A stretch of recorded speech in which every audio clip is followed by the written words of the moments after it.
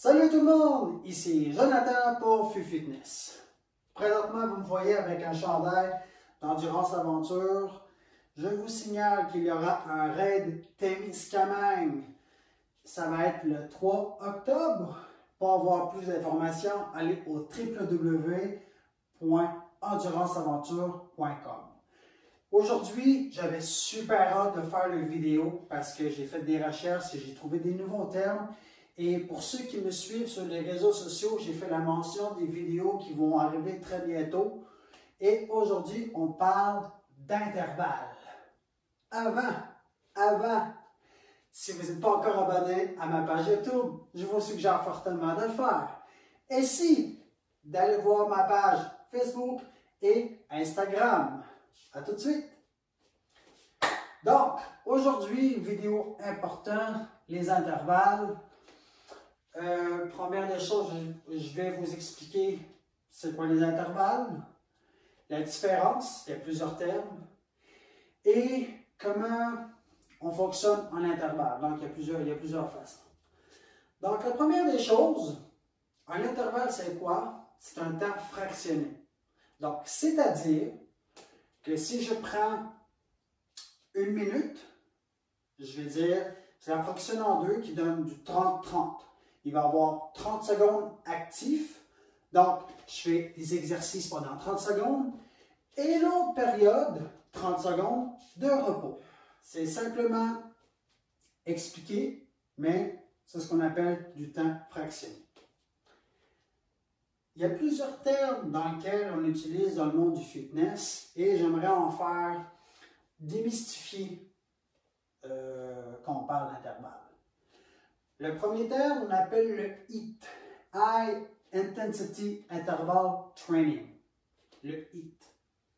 Le deuxième, le HIFT, H-I-F-T, High Intensity Functional Training. Le SIT, S-I-T, le Sprint Interval Training. Et le MICT, Moderate Intensity Continuous Training.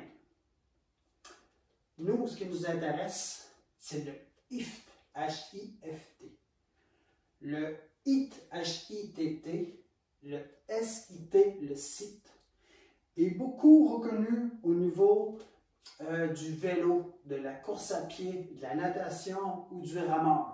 C'est beaucoup à haute intensité. Et souvent, quand on parle de haute intensité, on parle de plus de 130% de sa capacité. Donc, c'est vraiment élevé et le HIIT, le SIT n'est peut-être pas fait pour tout le monde. Donc, comprendre les comparaisons et de savoir c'est quoi nos objectifs. C'est beau à vouloir faire des hits, mais si on n'est pas rendu à faire des hits, à s'entraîner pour perdre du poids ou augmenter notre endurance, on peut tranquillement transférer, mais il faut donner son 100%, bien entendu. Donc, le MICT, ça équivaut à courir pendant 2 à 3 heures, faire une longue randonnée, faire une longue sortie. Et puis, il y a 4 ans passés, dans les termes, j'avais écrit sur ma page web un EFI. C'est quoi un EFI? Un entraînement fonctionnel par intervalle. C'était un terme que j'avais décidé de traduire du HIIT. Mais finalement, après avoir vu et après fait mes recherches pour faire le vidéo, je me suis rendu compte de ce que j'avais écrit et même traduit et plus d'actualité parce que le HIFT est vraiment ce que la majorité des gens vont faire. Ce qui est efficace entre les 4, ça dépend de vos objectifs. Il y a plusieurs recherches qui ont été faites et tout de même, vous pouvez aller voir vous-même. Je vous suggère la page web au PubMed. Donc, www.pubmed.com. C'est un site web où vous pouvez faire vos propres recherches et trouver les recherches cliniques qui ont été faites sur différents programmes ou différentes méthodes. Donc, vous allez voir, les grandes universités ont fait plusieurs recherches Et c'est vraiment fascinant, c'est une super de banque où vous pouvez trouver vos réponses. Selon les recherches que j'ai pu faire sur PubMed, savoir qu'est-ce qui était le plus efficace entre le HIT, le CIT, le IFT et le MICT, M-I-C-T, ça s'équivaut.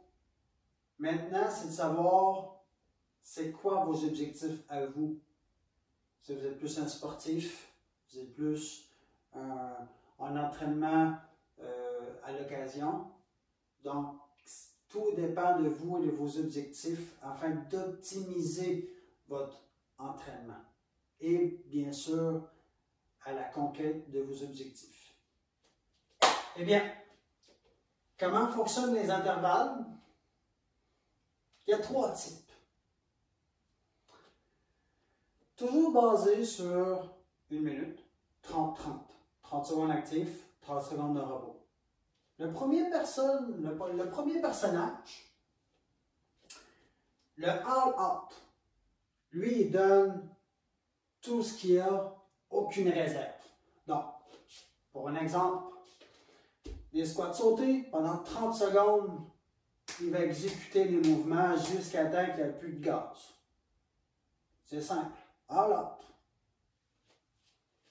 Le deuxième, plus fuité celui-là, le stratège. Il prend une feuille, il regarde les exercices, il fait comme avec le temps que j'ai à faire et l'énergie que je veux garder pour pouvoir performer, le stratège va dire, pour 30 secondes, je peux faire entre 15 et 20.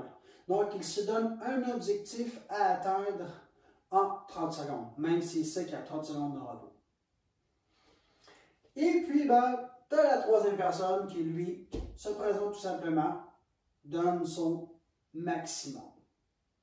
Donc, on a les 3 personnages dans lesquels vous pouvez vous retrouver, tout dépendant de ce que vous voulez faire et vos objectifs, bien entendu.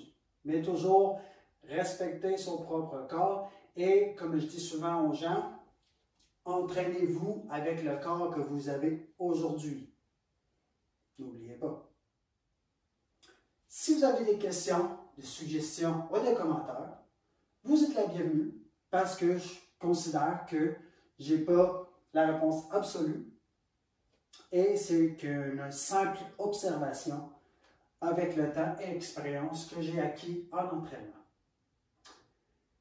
Sur ce, je vous souhaite une excellente journée, paix, amour, et surtout, soyez fous.